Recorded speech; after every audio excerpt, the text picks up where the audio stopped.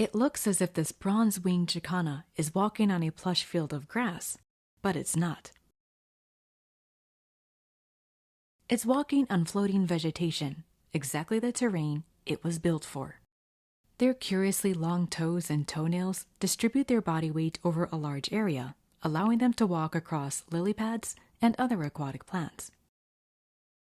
They are the avian equivalent of water striders. They are known as lily trotters, lotus birds, and Jesus birds because it looks as if they're walking on water.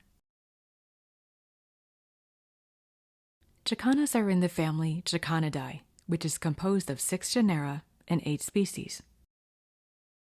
They are found in Asia, Africa, Australia, Mexico, Central America, and South America. Depending on where you are in the world, the pronunciation of their name may vary. One is Jacana, which I'll be using in this video. There is also Jacana, which is a Tupi Indian name, Yasana, Jasana, and Jacana. If you know of any others, feel free to let me know in the comments section. Floating greenery in freshwater swamps, marshes, and shallow wetlands are a must for these birds. They use their strong beaks and long nails to flip over the vegetation in search of insects, worms, snails, crabs, fish, mollusks, and seeds, particularly water lily seeds. But not all forage exclusively in freshwater habitats.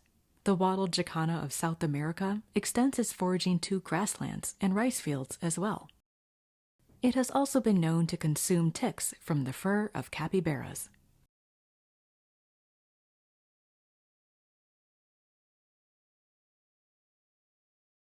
Now there is one bird I want to point out that might be confused for a jacana, and that is the purple gallinule found in the Americas.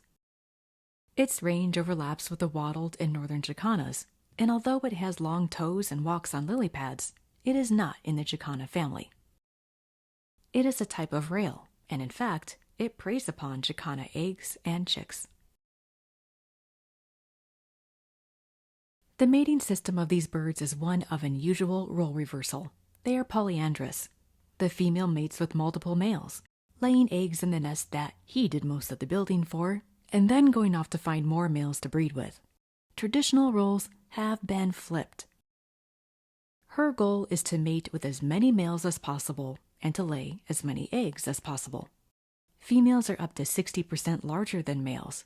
They are aggressive and fight with other females for mates and territory.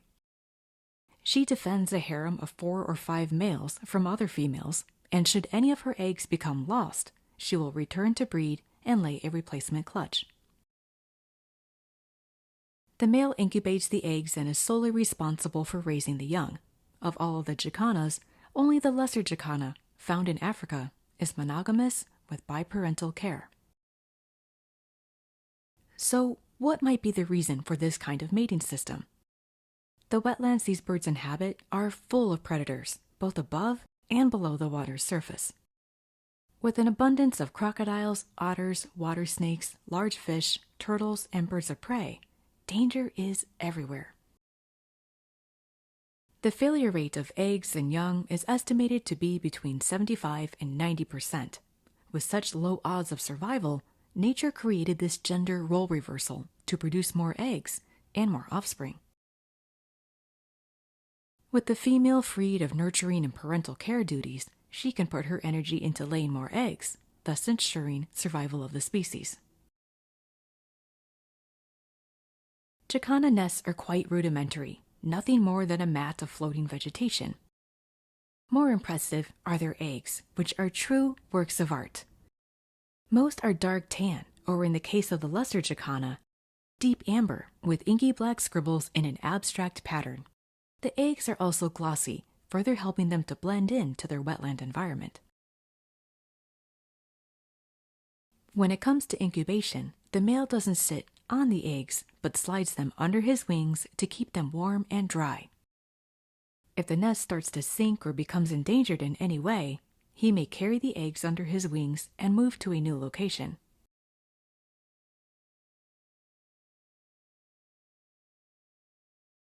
Jacana chicks are precocial, capable of walking, swimming, and diving only a few hours after they hatch. In the event of impending danger, the male will call to his chicks to take refuge under his wings. If needed, he will even scoop them up and relocate, giving him the adorable appearance of having lots of extra dangling legs. The chicks will stay in the male's care for 40 to 70 days.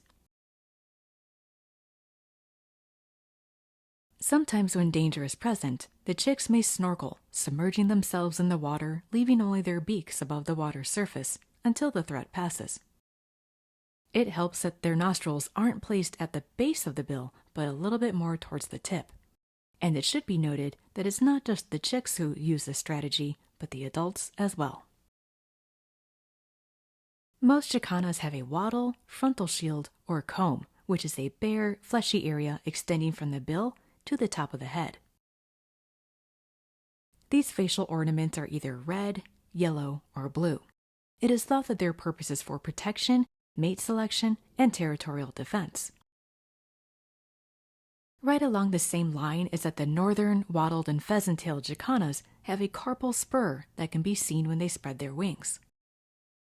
Females may use this in combat with a rival female encroaching upon her territory, or males may use it when defending their chicks.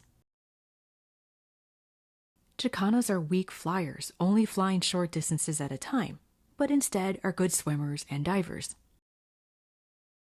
Perhaps the lack of flying prowess is what motivated these evolutionary adaptations to develop.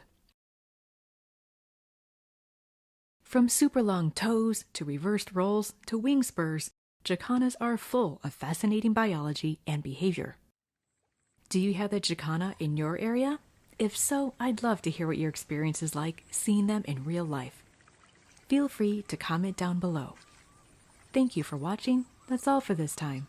I'll see you again soon.